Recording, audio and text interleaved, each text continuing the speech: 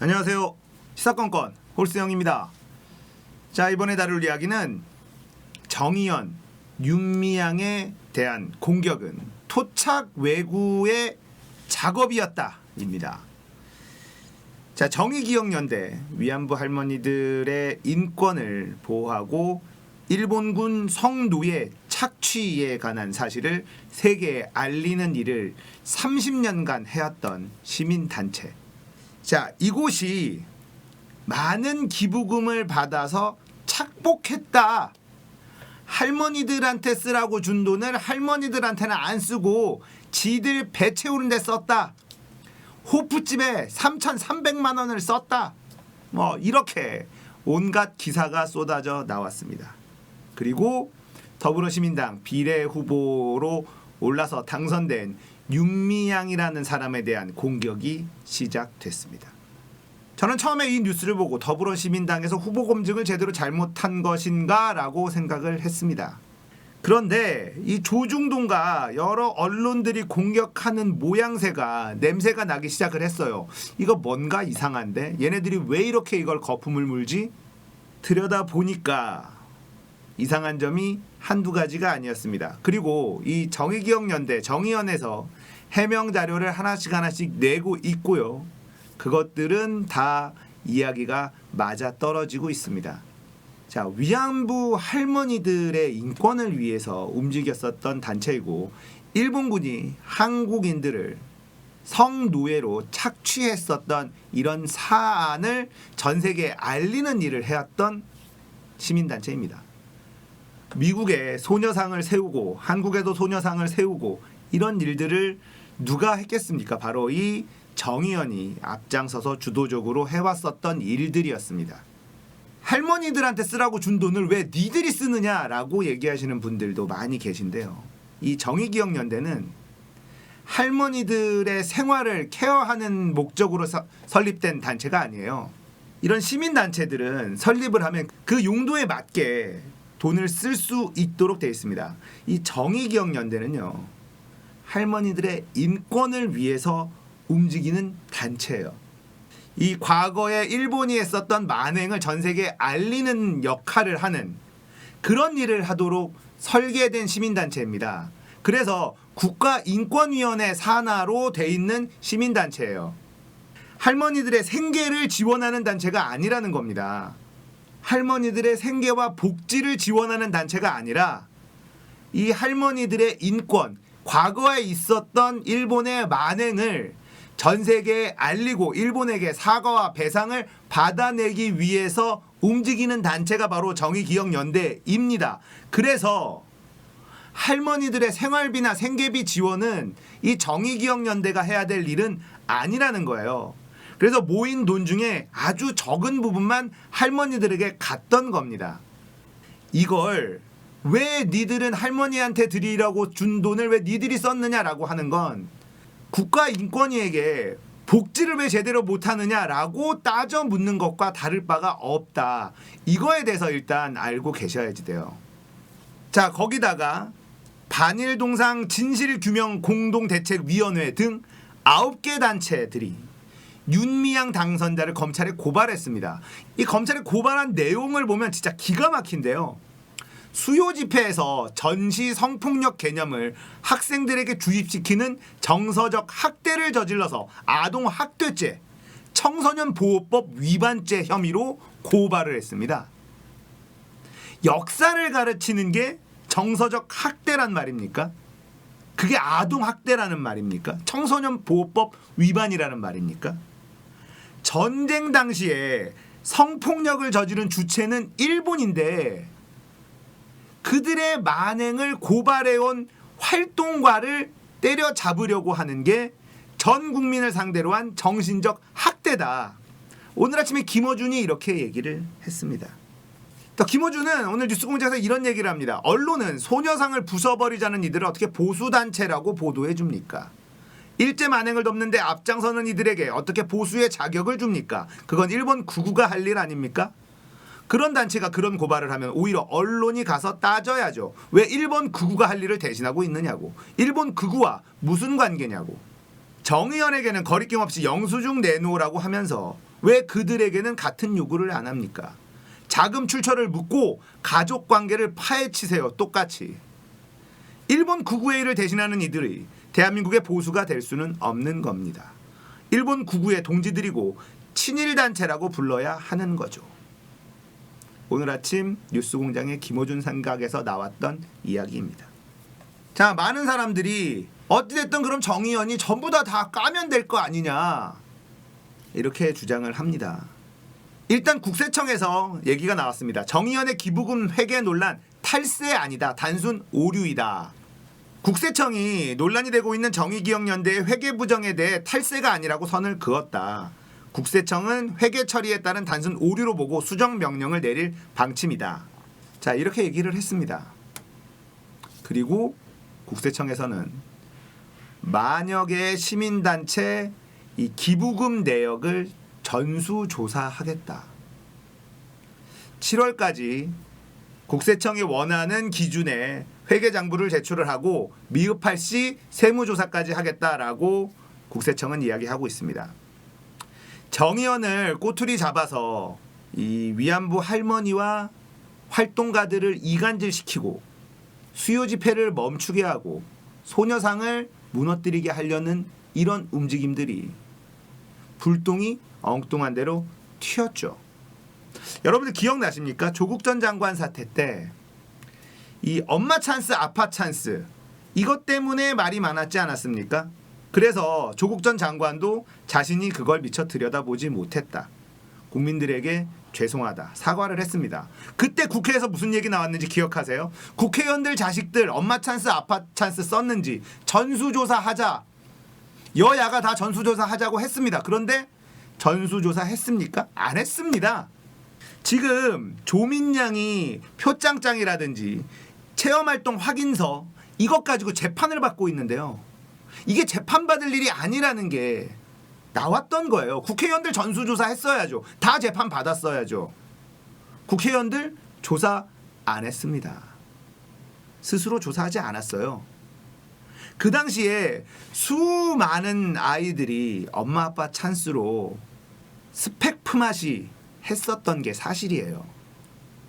그렇게 힘 있는 엄마 아빠, 돈 있는 엄마 아빠가 없는 아이들은 그런 기회를 가지지 못했던 것도 사실입니다. 그거에 대해서 사과하고 반성하고 이렇게 넘어가야 될 사안인데 이걸 재판을 받고 있어요. 조국 전 장관의 가족들만 말이죠. 나경원의 아들도 엄마 찬스 썼죠. 나경원의 딸은 엄마 찬스 정도가 아니라 거의 부정과 비리로 성신여대에 들어갔다라는 증언이 굉장히 많이 나왔지만 조사하지 않고 있어요. 진짜 재판을 받아야 할 사안은 나경원의 아이들이거든요. 그런데 조사조차 제대로 되지 않고 있죠. 자, 이번 정의연 사태도 비슷한 맥락입니다. 회계장부는 어떤 식으로든 들여다보면 문제가 나올 여지가 굉장히 높아요. 특히 열악한 곳일수록 말이죠. 사업하시는 분들은 다 아실 겁니다. 회사 내 작은 회사들 같은 경우에는 회사 내에 회계사를 둘 수가 없어요. 그러면 회계사 사무실하고 기장대행 계약을 합니다. 그럼 그쪽에서 원하는 자료를 줍니다. 거기서 알아서 회계장부를 만들어줘요. 여러분 얘기만 들어도 그 회계장부가 엉성할 거라는 생각 안 드십니까? 원하는 자료를 100% 다 전달해 주는지 일하기 바쁜 사람들은 잘 몰라요. 그러니까 주는 자료 가지고 부족한 대로 장부를 만들고 모자란 부분들은 이 숫자로 끼워 맞추기를 할 수밖에 없습니다. 그렇게 회계장부가 나옵니다. 웬만한 작은 규모의 회사들은 이 회계장부로 시비를 걸고자 하면 100이면 100 다 걸립니다. 이번 정의연처럼 말이죠. 자, 단순 오류. 자, 단순 오류일 확률이 매우 높습니다. 왜냐하면 이 정의연에는 총무처럼 이 돈 관리와 영수증 관리하는 사람이 한 명밖에 없어요. 이 한 명이 꼼꼼하게 한다고 한들 엉성할 수밖에 없습니다. 자, 문제는 이 기부금을 개인이 착복을 했거나 이런 정황 증거가 나와서 횡령을 하거나 이런 게 나와서 문제가 됐다면 모르겠는데 그거는 아니라는 겁니다. 호프집에서 3,300만 원을 어떻게 쓰느냐 이런 얘기예요. 그러니까 뭐 눈에는 뭐밖에 안 보이는 게 호프집 3,300만 원은 말이 안 되니 호프집 사장과 짜고 뒤로 빼돌린 것 아니냐 이런 생각을 한 것 같은데 140곳 합쳐서 3,300만 원이에요. 후원의 밤, 기부금을 모으는 행사. 그래서 이 행사를 했었던 그 호프집 사장님이 글을 썼는데 너무 억울하다 이런 글을 썼습니다. 잘못이 없다라고 글을 썼습니다. 자, 오늘 이 호사카 교수가 이동영의 뉴스 정면 승부에 출연을 해서 인터뷰를 좀 합니다. 자, 이는 일본이 정말 원하는 바라고 전하고는 위안부 문제를 한국의 남남 갈등으로 몰아가고 위안부 관련 역사적 사실을 없었던 방향으로 가는 것이 가장 우려스럽다 이렇게 얘기를 했습니다. 일본 우파 입장에서는 윤미향 씨가 위안부 피해 할머니들을 계속 설득하면서 한일 관계를 오히려 대립으로 몰아갔다는 프레임을 씌워놓고 있다며 한일 관계를 파탄내게 만든 장본인 중 한 사람이 윤미향이다. 이런 것이 일본 우파의 이야기인데 그걸 반일 종족주의 저자 중 한 사람은 그대로 책 속에 썼다. 이렇게 지적을 합니다.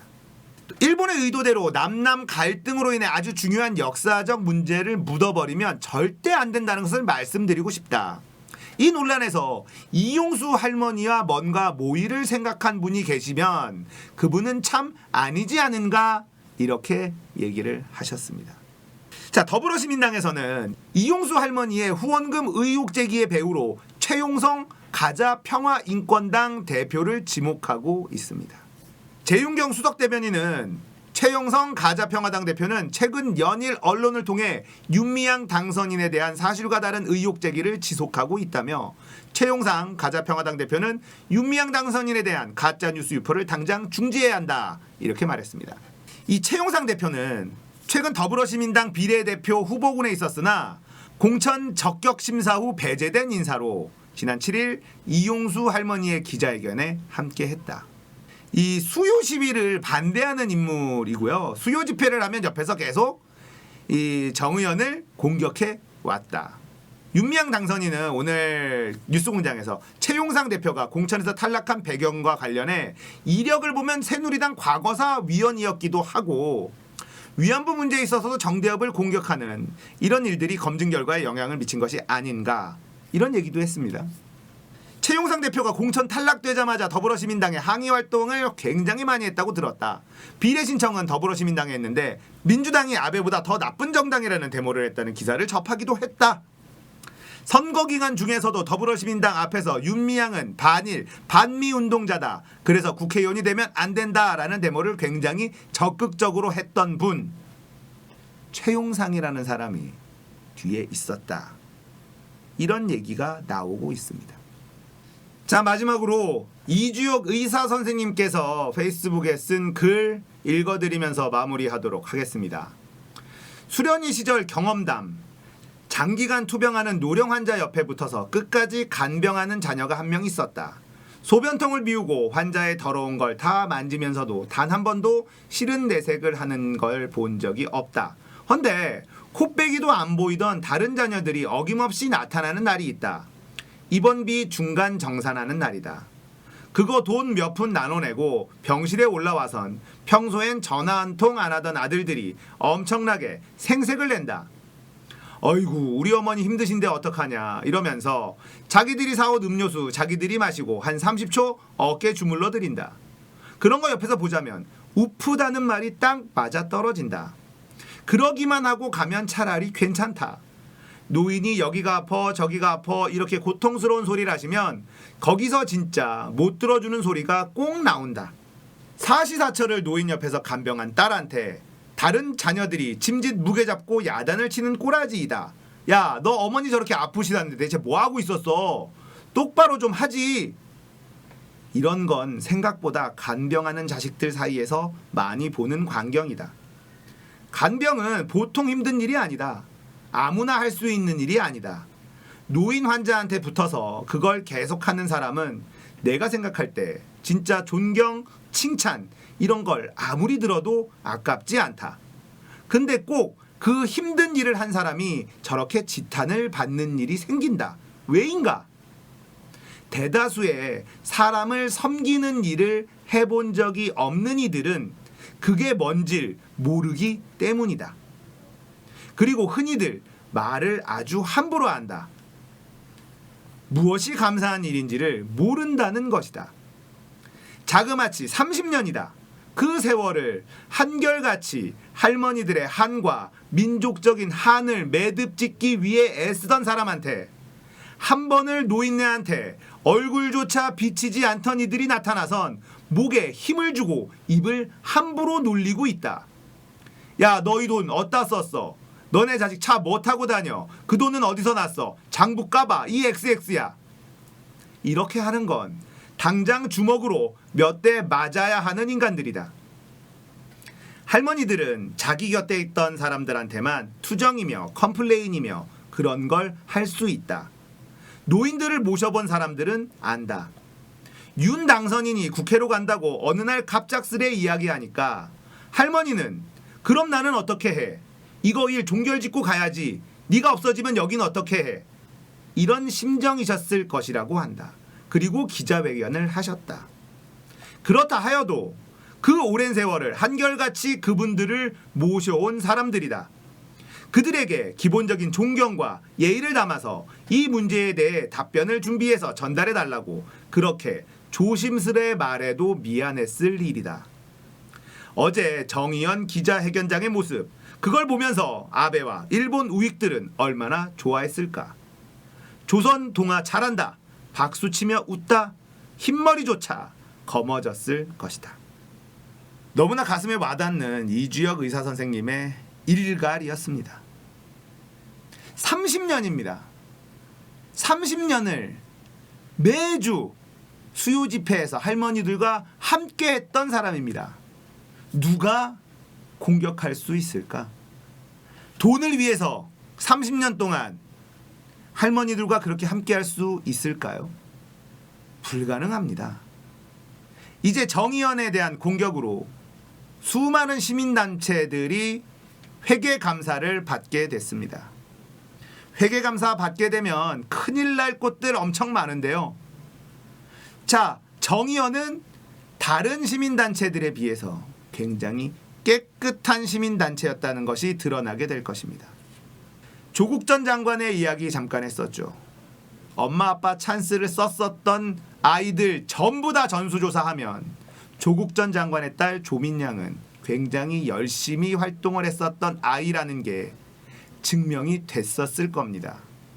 왜냐하면 친분으로 가지도 않은 확인서 이런 거 남발한 적이 없었겠습니까? 충분히 그러고도 남을 사람들 지천에 널렸죠. 그게 가능하겠습니까? 전수조사라는 게 가능하겠습니까? 그리고 그게 잘못된 걸 전부 다 재판으로 간다면 대한민국 어떻게 되겠습니까? 아마 마비될 겁니다. 이렇게 이들은 공격을 합니다.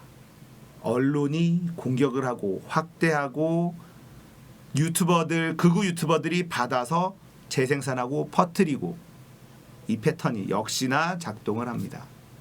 그런데 달라진 것이 있습니다. 바로 여러분들, 깨어있는 시민들이 엄청나게 많이 늘어난 것. 이제는 그들의 공작에 걸려들질 않아요. 무엇이 문제인지 언론이 공격하는 것을 냉정하게 바라보고 분석하려는 깨어있는 시민들이 너무나 많아졌기 때문에 이제는 우리가 이들의 장난에 더 이상 놀아나지 않습니다. 정의기억연대와 윤미향 당선인은 우리가 또 지켜드려야 될 사람입니다. 조선일보 기자가 윤미향 딸이 미국 유학 당시에 어떤 차를 타고 다녔는지, 어떻게 생활했는지, 돈을 펑펑 쓰고 다니진 않았는지, 호화 생활을 하진 않았는지 조사하고 다니고 있다고 합니다. 생각해 보십시오. 만약에 중고로 BMW라도 탔었다고 상상해 보십시오. 조선일보엔 이렇게 나왔을 겁니다. 윤미향 딸 미국에서 BMW 타고 다니며 호화 생활. 안 봐도 그림이 그려지지 않습니까? 그런데 다행히도 이 딸은 미국에서 뚜벅이 생활을 했다고 합니다. 그리고 만약에 이 딸이 일본 차라도 탔다고 생각해 보십시오. 위안부 할머니를 위해서 일하는 사람의 딸은 미국에서 일본 차 타고 다녀. 뭐 이랬을 거 아닙니까? 참 끔찍합니다. 언론이란 놈들이 진짜 끔찍합니다. 이렇게 빈틈없이 살아야지만 이게 넘어갈 수 있어요. 미국 사람들 일본 차를 정말 많이 탑니다. 중고차도 일본 차들이 가성비가 좋습니다. 만약에 도요타나 이런 차를 이 윤미향 당선자의 딸이 타고 다녔다면, 엄청 싸게 사서 타고 다녔다면 언론에서 어떻게 난도질을 했을지 안 봐도 눈에 선합니다. 윤미향 당선자는 딸에게 차를 사지 못하게 했답니다. 이렇게 철저하게 살아야 되는 이유가 뭔지 전 잘 모르겠습니다. 미국에서 유학생활하면서 중고차 하나 구해서 타고 다니는 게 죄가 될 수 있습니까? 미국이란 나라는 위험하기도 하고요, 넓기도 해서 웬만하면 차를 가지고 다닙니다. 그런데 윤미향 당선자의 딸은 뚜벅이 생활을 했다고 해요. 그래서 십자포화에서 살짝 비껴나간 겁니다. 혹시라도 고급 브랜드의 차나 일본 브랜드 차를 탔다면 어떻게 됐을까? 끔찍하죠? 대한민국 언론 이제 진짜 잡아야 됩니다.